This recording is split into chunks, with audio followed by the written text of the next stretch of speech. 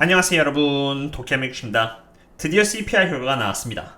컨센 6.5% 대비해서 이렇게 6.5%로 보합이 나왔고, 이에 따라 장 또한 나쁘지 않은 모습을 보여주었는데요.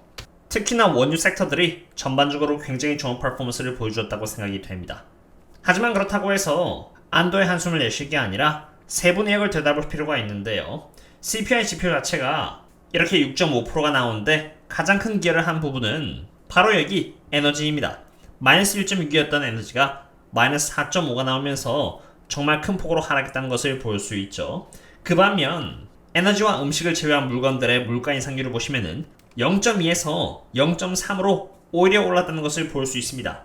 한번 그 내역을 보면요. 한때 마이너스 0.7을 갱신했던 메디컬 케어 서비스는 0.1로 급증하였고, 트랜스포테이션 서비스는 마이너스 0.1에서 0.2로 올랐으며, CPI에서 굉장히 큰 부분을 차지하는 부동산 쪽은 0.6에서 0.8로 여전히 높은 수치를 갱신하고 있었습니다. 이렇게 음식과 에너지 부분을 제외한 부분에서 물가 상승률이 떨어지지 않고 올랐음에도 불구하고 전체적인 CPI가 낮은 수치를 보여준 이유는 바로 이렇게 고점 대비해서 자그마치 40%나 하락해준 유가 때문입니다. 그럼 이제 곰곰이 생각해볼 필요가 있겠죠. 이미 고점 대비해서 40%나 유가가 하락했는데 앞으로도 유가가 하락하면서 CPI를 낮추는 데 기여할지, 혹은 40%만큼 하락했으니 이제 반등을 보여주면서 오히려 인플레이션이 끈질기게 버티는 데 기여를 할지 말이죠. 전 개인적으로 후자가 될 가능성이 굉장히 높다고 생각합니다. 중국이 리오프닝을 하기 시작했습니다. 무엇이 되었든 가장 먼저 환율인 반응을 하기 마련인데요. 중국이 리오프닝을 본격적으로 함에 따라서 여기 US 달러 대비해서 중국 위안이 이렇게 하락하기 시작했다는 것을 볼 수 있습니다. 이 말인즉슨 중국의 위안화가 달러 대비해서 상대적으로 강해지고 있다는 것을 의미합니다. 하지만 그것 가지고는 이유가 부족하겠죠. 여기 보시면은 오렌지 색깔 지표인 구리의 가격이 위안화의 강세와 함께 이렇게 굉장히 빠르게 오르기 시작했다는 것을 볼 수 있습니다. 중국이 리오프닝함에 따라서 왜 구리 값이 올라가기 시작할까요? 보시면 구리를 가장 많이 소비하는 나라는 바로 중국입니다. 전체 구리 생산량에 있어서 52%의 생산량을 중국이 소비하고 있기 때문입니다. 그럼 어디 구리만 올랐을까요? 중국은 전 세계에서 가장 많은 강철을 소비하는 국가로 생산량의 80%를 중국이 수입합니다. 여기 이 지표에서 오렌지색은 강철을 의미하고 파란색은 Baltic Dry Index라고 해서 배를 통한 운송 관련된 지표이며 하얀색은 Freight Rate입니다. 여기 잘 보시면은 강철의 가격이 매우 가파르게 올라가고 있다는 것을 볼 수 있는데요. 발틱 인덱스는 이제 하락을 멈추고 올라가려고 하고 있는 상태이고, 프레이트 인덱스 또한 이렇게 하락을 멈추고 횡보하고 있다가 이제 상승의 기미를 보여주려고 하고 있는 상태입니다. 그럼 원유는 어떨까요? 유가는 최근 들어서 이렇게 가파른 상승세를 보여주고 있는 상태이며, 실제로 차트상 이렇게 RSI가 하락하는 트렌드를 보여주다가 상승 트렌드로 방향을 아예 바꾸었습니다. 이렇게 되면은 80달러는 금방 할 수 있을 것이라고 미리 멤버십 분들께 인폼을 드린 바 있습니다. 게다가 중국 리오프닝에 따른 구리와 원유, 그리고 강철의 강세를 보여줬다는 부분부터 원유 쪽에서의 인플레이션 해칭의 필요성, 그리고 위안화의 강세에 따라서 수입품이 더 비싸게 매겨지기에 물가 상승에 기여할 수 없다는 부분 등 또한 상세히 리마인드를 드렸습니다. 이처럼 저는 멤버십 분들 상으로 텔레그램을 운영하고 있으며, 저도 제가 열심히 모은 돈을 전부 다 투자에 쏟아붓고 있는 만큼 굉장히 진지하게 투자에 임하고 있습니다.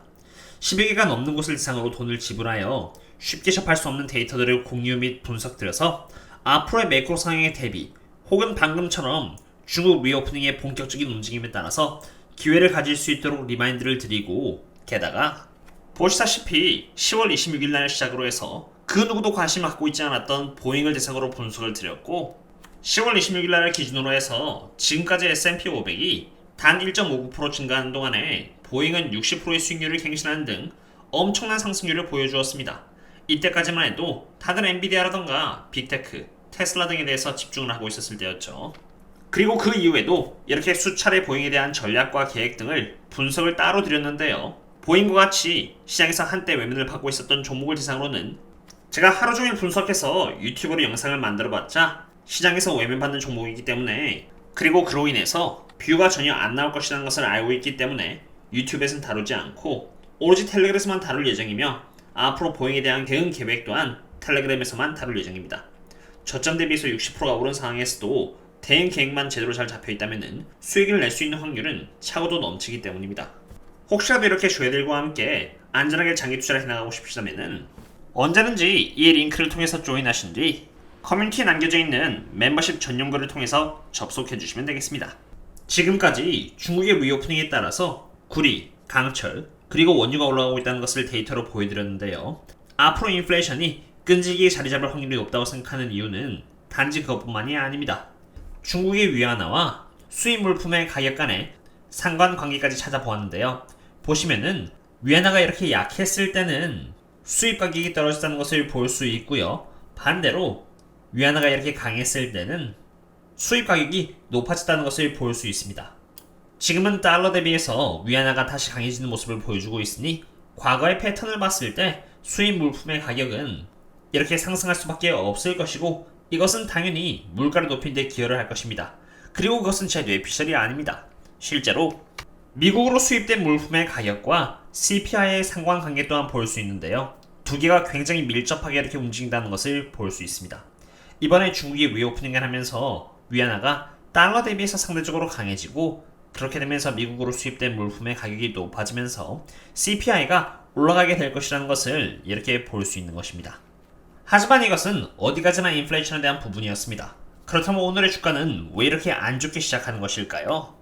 멤버십 분들께 리마인드를 미리 드렸고 사실 라이브에서도 그리고 미리 영상에서도 종합적으로 한 70번 이상은 말씀드렸듯이 인플레이션의 지표인 CPI가 과거 대비 하락한다는 것은 단기적으로 이렇게 좋을 수도 있지만 조금만 더 멀리 봤을 때 CPI의 이렇게 하락은 기업들의 성장률의 하락을 의미하는 것이므로 실적 시즌 때 굉장히 안 좋을 수 있으며 조심해야 한다고 여러 차례 리마인드를 드렸습니다. 다시 말해서 설사 CPI 결과가 양호하게 나온다고 치더라도 여전히 조심을 해야 한다는 의미이며 바로 그 이유에서 여러 차례 억울하고 욕을 먹어가면서도 제가 과거의 영상을 계속해서 만든 것입니다. 그리고 실제로 1998년부터 이렇게 2002년까지의 타임프레임 속에서 여기 에이시안 커런시 크라이시스가 발생하였고 주가가 약 20% 정도 폭락한 뒤에 그대로 반등을 해준 다음에 닷컴 버블이 터졌는데 여기 이 부분은 바로 실적에 의해서 기인된 것입니다. 연준이 이때도 금리를 올렸는데 금리를 올리면서 CPI가 하락했고 이에 따라서 기업의 실적 또한 함께 동반 하락하면서 실적 시즌 때 이렇게 주가가 파괴된 것입니다. 그리고 연준이 늦게 금리를 낮춰주면서 계속해서 안 좋은 사태가 벌어진 것이고요. 저와 저희 멤버십 분들께서 제일 집중하고 있는 섹터는 바로 원유 섹터입니다. 그리고 다른 S&P 500 기업들과는 달리 원유 섹터의 실적의 경우는 사실 WTI 가격에 영향을 많이 받습니다. 그리고 WTI 가격은 원유의 수요와 공급에 따라서 많이 좌우되죠. 원유 섹터에 대한 전망 또한 사실 120번 넘게 말씀을 드린 것 같은데 원유의 생산량은 목표 대비해서 매번 오펙 플러스 국가들은 미스를 하고 있는 상태이며 2023년의 재고량은 역사적 최하를 기록하고 있는 상태입니다. 그런 상태에서 중국 리오프닝은 활발하게 일어나고 있는 상태이고 전력 비축유 SPR의 방출은 이제 거의 다 끝났고 미국은 머지않아 오히려 원유를 사서 다시 채워 넣어야 하는 위치에 있게 되었습니다. 게다가 가장 제가 중시하는 밸류에이션 관점에서 봐도 에너지는 여전히 9.5의 PE 멀티플을 보여줄 정도로 섹터가 말도 안 되게 저평가입니다. 게다가 그 안에서도 실적은 개선되고 있고 부채는 줄어나가고 있으면서도 PE 멀티플은 1, 2 또는 4 정도밖에 받지 않는 기업을 대상으로 멤버십 분들과 함께 집중 투자하고 있기 때문에 사실 인플레이션에 대해서 이미 준비가 다 끝난 상태입니다.